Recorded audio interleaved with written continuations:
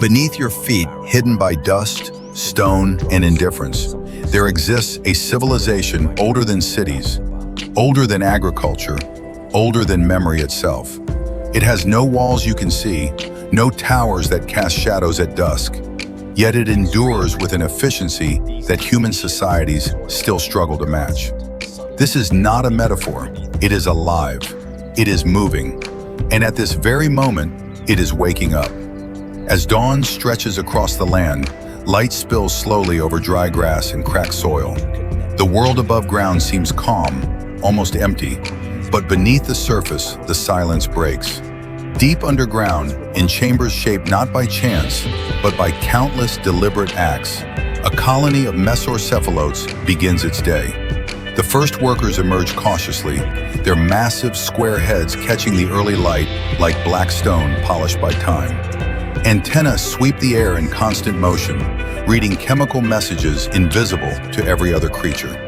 The ground is not just ground to them, it is a living map, layered with meaning. Danger here, food there, safety below. These ants are harvesters. Their lives revolve around seeds, small, lifeless objects to most creatures.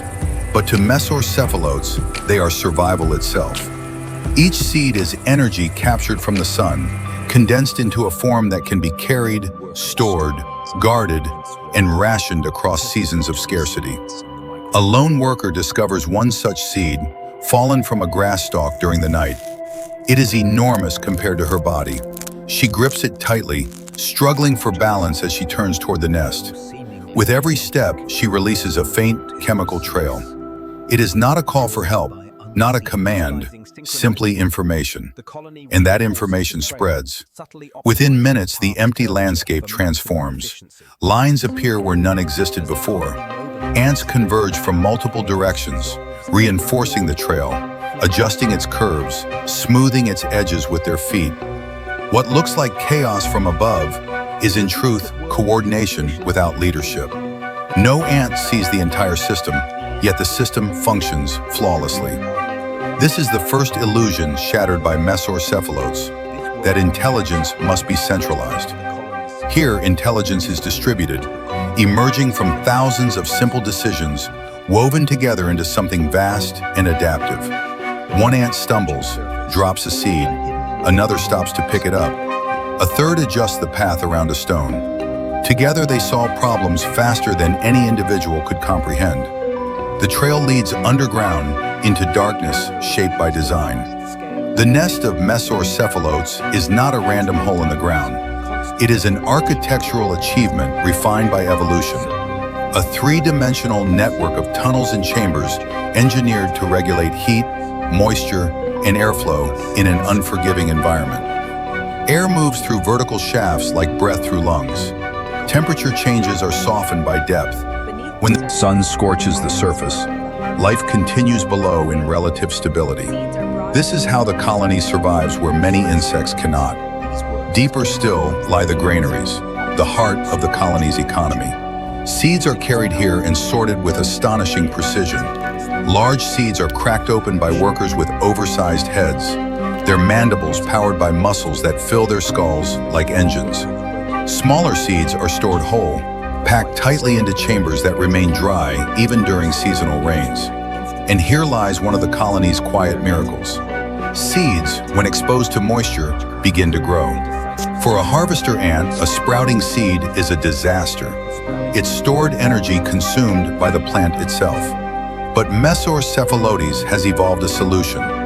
Workers inspect stored seeds constantly. If a seed begins to germinate, its root tip is bitten off. Others are dried, rotated, moved between chambers to control humidity. This is preservation without awareness, farming without cultivation, an ancient knowledge encoded not in thought, but in instinct refined over millions of years.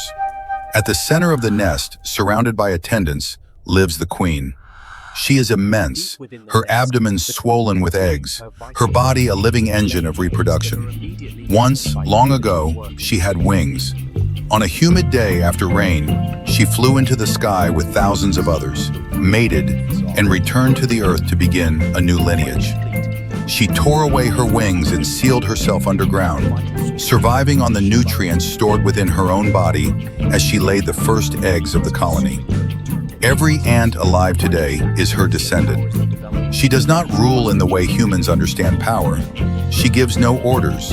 Instead, she releases chemical signals that define the colony's unity, suppressing reproduction in workers and ensuring that all effort flows toward a single future.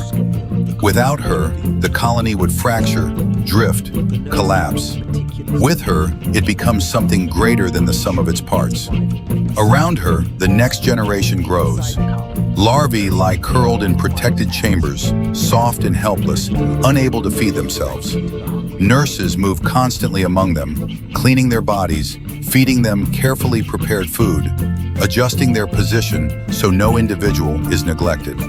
The fate of each larva is shaped not by destiny alone, but by environment. Nutrition, temperature, and chemical signals determine whether it will become a small worker, a massive seed crusher, or one day, a winged reproductive. Nothing is wasted, nothing is random. Above ground, danger arrives without warning. A shadow passes over the trail. A lizard's tongue flicks toward the moving line of ants. In an instant, the air changes. Alarm pheromones erupt, sharp and urgent, spreading faster than sound. Workers abandon seeds, trails reverse direction. From the nest entrances, larger ants surge forward, jaws open wide. Individually, they are fragile. A single footstep could end them. But together, they become something else entirely. They swarm the intruder, biting, clinging, sacrificing themselves without hesitation. Pain drives the predator away, leaving behind injured ants and chemical traces that will linger as warnings long after the threat is gone.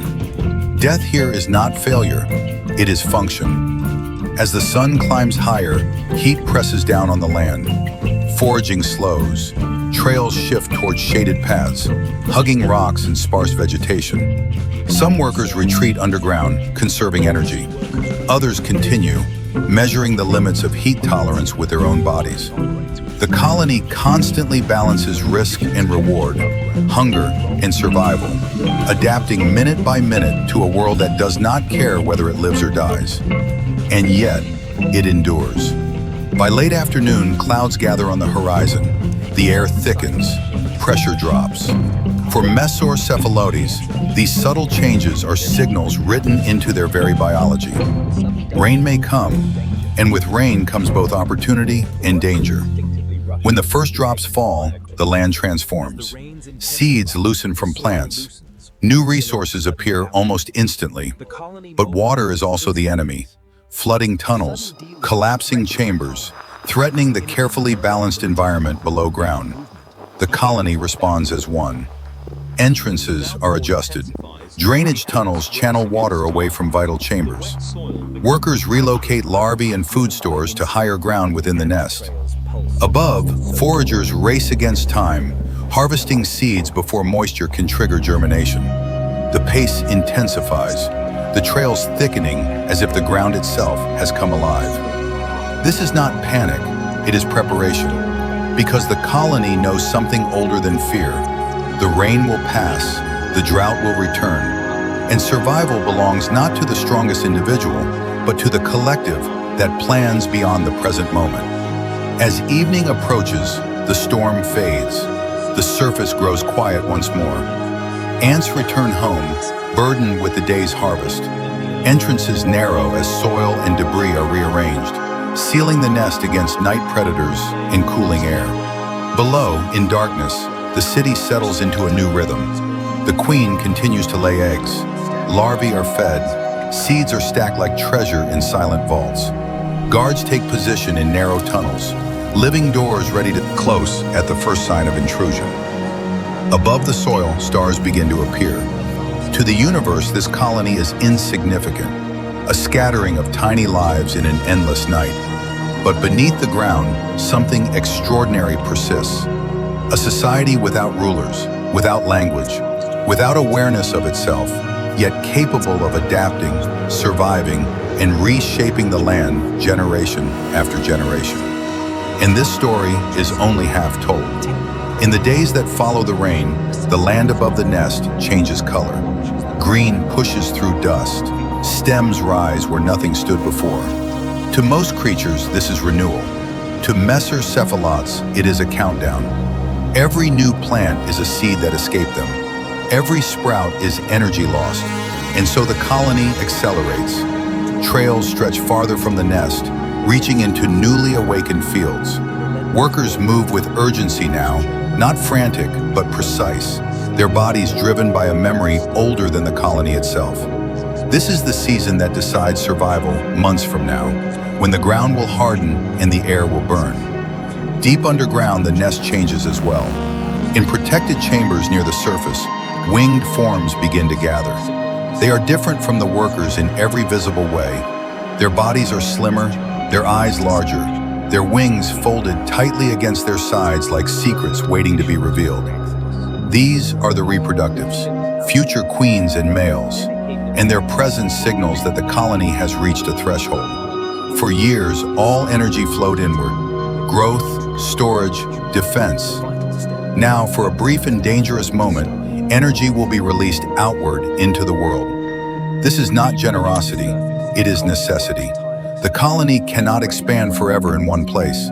Space is finite, resources fluctuate. To survive beyond the lifespan of the queen, the lineage must spread. And so the colony prepares for one of the most perilous events in its existence, the nuptial flight. The workers know this without knowing it. Their behavior shifts subtly. Reproductives are groomed and fed with exceptional care. Tunnels near the surface are widened. Exit points are cleared.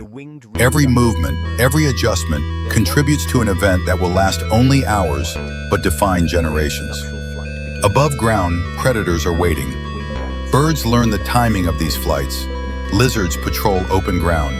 Even other ants watch for weakness. The sky itself is hostile.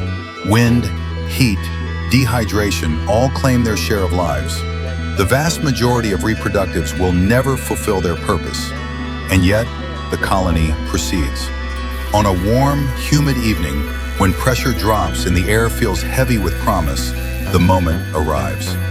Workers swarm the exits. Winged ants pour out of the nest in waves, climbing grasses, stones, anything that lifts them closer to the sky.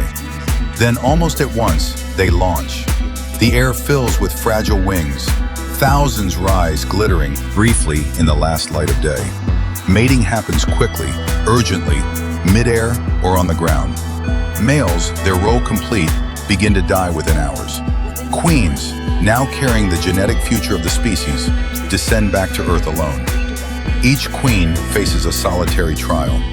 She lands, breaks off her wings, and searches for a place to disappear. A crack in the soil, a shaded hollow, a hidden space beneath a stone. There she seals herself in darkness, cutting all contact with the outside world. She will never eat again until her first workers emerge. Instead, she dissolves her own wing muscles, converting them into nourishment for the eggs she begins to lay. Most will fail. Fungal infection, starvation, predators, collapsing soil. The dangers are endless, but a few survive. And in their survival, Messor cephalotes continues. Back in the original colony, life returns to routine. The loss of reproductives is not mourned. There is no pause for reflection. The workers adjust, filling tunnels, reinforcing chambers, returning focus to food and care. The queen continues to lay eggs, her body unbroken by the loss of daughters who were never meant to return. Here, the illusion of individuality dissolves completely. No ant is irreplaceable. Not the strongest worker, not the bravest guard, not even the queen herself, whose death would not mean extinction, only transition. The colony exists beyond any single life, a flowing entity that persists by letting go. As weeks pass, the surface grows harsher. Green fades to yellow. Seeds become scarce. Foraging distances increase. Trails thin. Some workers do not return. Their absence is noted only chemically, their roles absorbed instantly by others. The colony does not grieve. it adapts. Inside the nest, granaries are opened gradually. Seeds collected months ago are cracked and consumed with care. Rations adjust automatically based on availability and need. Larval development slows. Energy is conserved.